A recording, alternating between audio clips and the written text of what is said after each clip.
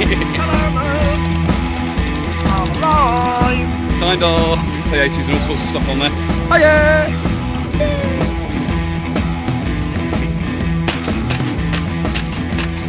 Full. Yes, I did catch it.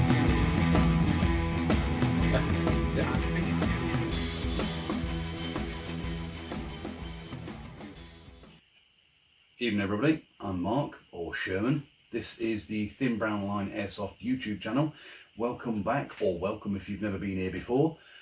This week I've got something I've technically done a review on before, but not, because it looks like something but isn't it. Or will become clear. I actually came by this by a very good friend of mine actually. Long story short, he'd bought a gun off somebody and kept trying to find time to try and go fetch it, kept trying to find time to go fetch it. So I said, tell you what, I'll get it delivered to mine and it'll be easier for you because I live around the corner from him. Half-hour drive. It arrived. I said I quite liked it. He said, happy birthday. So it's now mine. Like I need any more guns. Not that I'm saying I didn't want it. It's mine. I need it. But what it is, it's a bit of an older gun actually. So without taking the mickey anymore, it's this. Yes, most of you out there are going, it's an M4. No, it's not. It's actually a Classic Arms official Armalite traded. Yeah, it's Armalite anyway, but it's an M15A4, which is basically the civilian version of the M4 and full auto, as from what I've been told anyway. But yeah, it's got the proper Armalite trademarks on it. There on the other side of the mag well. It is primarily polymer. And this is how it comes. It's the Sportline version. I've done a bit of research because I'm not up on the M4 variants. Yes, it's the Sportline version. It's got a 1, 2, 3, 4, 5 position stock. It is only a little dinky stock as well, but it's got a 5 position stock. All the controls are actually metal, so the trigger is metal, the trigger guard is metal, where are we? The bolt release, which is non-functional but it does waggle about as if it was functional, that is metal. The selector is metal. Flip it around the other side. The bolt cover, dust cover, is metal. The sling loops are metal. And very strong. I've been tugging on them to make sure that they are actually quite strong. The mag release is metal. All the body pins, screws, nuts obviously are metal.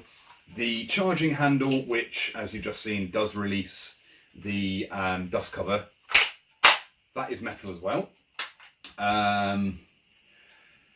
The screws on the carry handle, top sight, jobby what's it, they are metal as well. The actual sight section, this part here, this section, that is all metal, fully adjustable. It is adjustable for height. You might be able to see, if you look very closely, that has actually gone up a little bit there. And drop it back down again, so I had it set up nicely. And it is left and right adjustable as well by this wheel here on the side. Yep, when you twist it the right way, so it does go left and right. And you've got dual apertures, so you've got a nice wide aperture there, and then you flick it and it's only got a dinky little dot aperture there as well. Now, it didn't exactly come in these colours. It was all sort of a washed grey colour, basically the same colour as the body, and the black was sort of, I think it was supposed to be not quite a jet black, but like sort of a really dark charcoal grey. I didn't like them. I had it about, I About 5 seconds after my mate told me that it was for me, I had sprayed the buttstock, the handguard, and hand grip, the handguard, and the carry handle. Oh yes, that there ring that retains the hand grip, handguard. I don't speak English one of these days. The handguard, that's metal as well. The outer barrel is all metal, and so is the front sight post as well. That's all metal, along with your bayonet lug and it was a sling loop point, but that got taken off however many years ago. Yeah, I've been playing already. I'll put a mock suppressor on it, just because I like the look of it with the mock suppressor a bit more than having the long barrel, because the barrel actually does, I can't take it all off. If I take it off,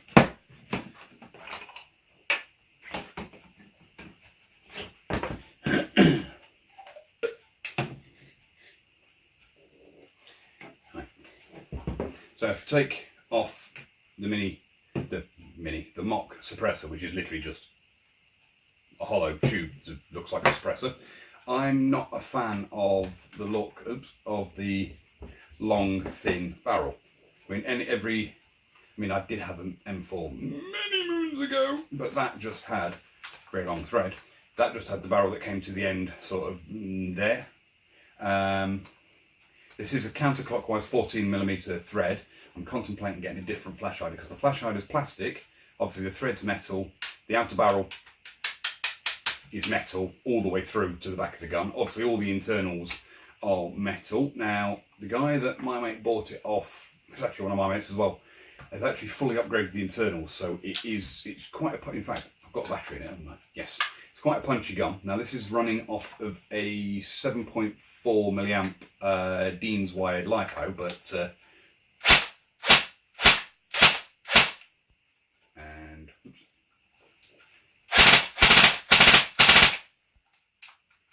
it's quite punchy. It is front wired, which makes life a lot easier. There we go. Front wired, and like I say, wired to Dean's. It's just running off of the Giant Power, just a random battery I bought off eBay. 7.4 volt, 2200 milliamp hour, 5C fast charge LiPo battery, which is also nearly dead. I still haven't charged it since doing all the L85 videos, by the way. That's how nearly dead it is.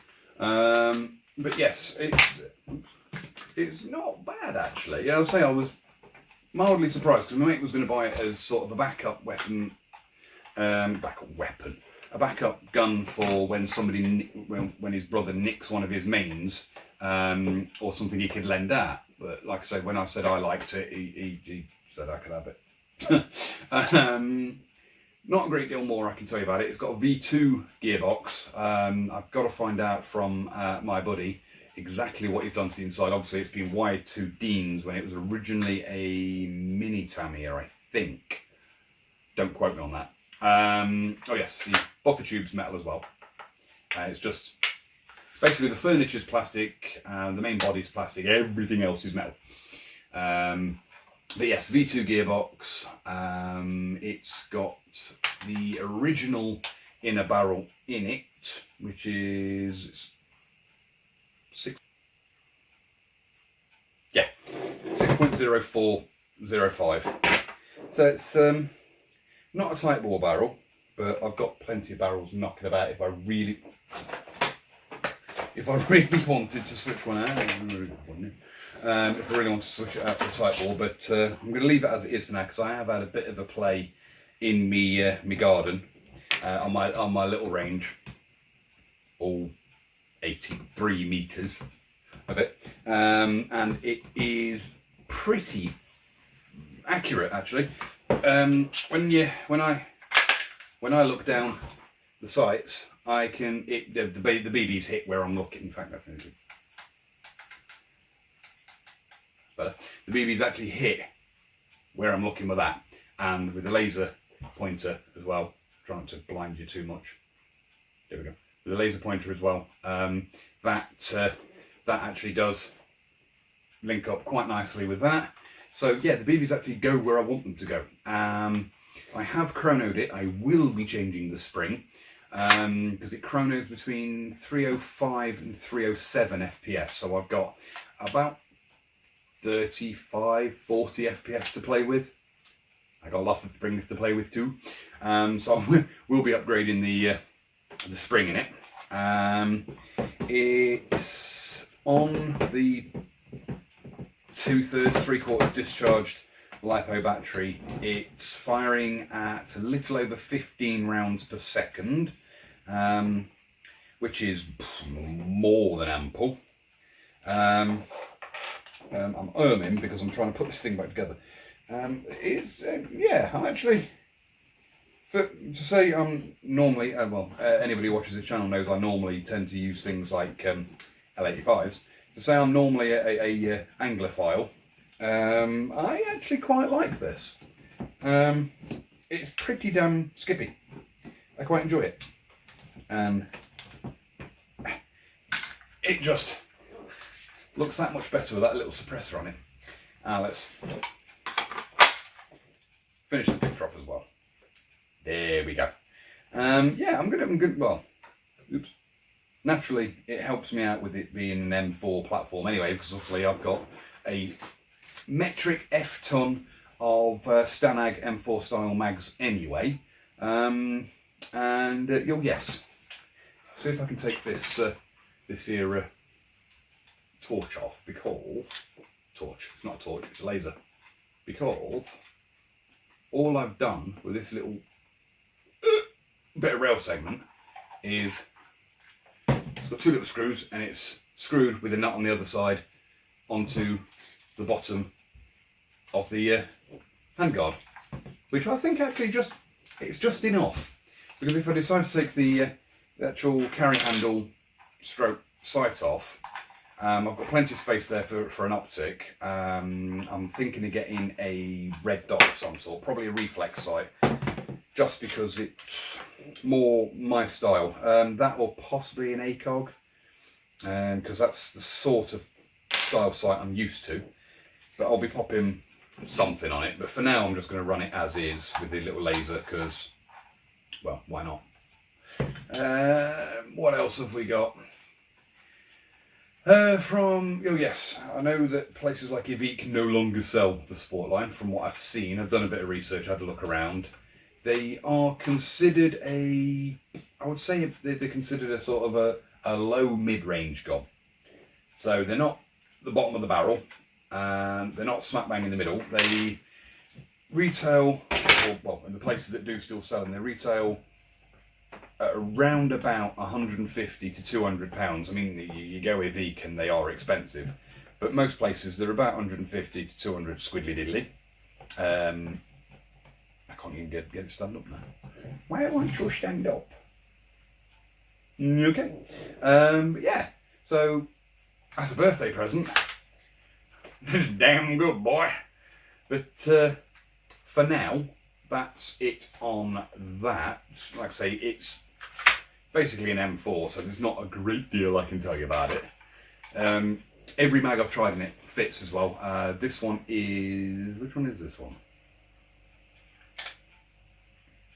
Oh, this is an ICS mag. I think this is out of an ICS L85. But that's an ICS mag. I've tried new Pro mags in it. They fit fine. I've got a P mag that fits fine in it. Everything fits and feeds in it. So if you're going to get one, places that do sell them, don't worry about your magazines, because, like I say, I've not found one that doesn't feed in it so far. I'm guaranteed when I get to site, none will want to feed, but you know, that's what happens. So yes, if you like what you've seen, or like what you see on some of the other stuff looking back, like, share, subscribe, hit that bell button. More weirdo stuff coming in the future. I have got a rather long video coming up upon request of somebody I've been chatting to. He commented that there aren't many real in-depth, step-by-step, 100% guides to disassembling and reassembling every component of an L85.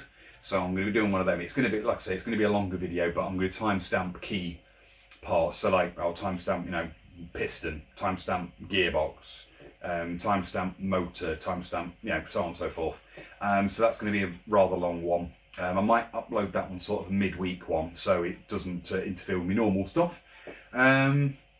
Coming next week, I've put a poll up on Instagram and Facebook, I think, if I remember rightly. I will be continuing to run that that poll for choices of one of three.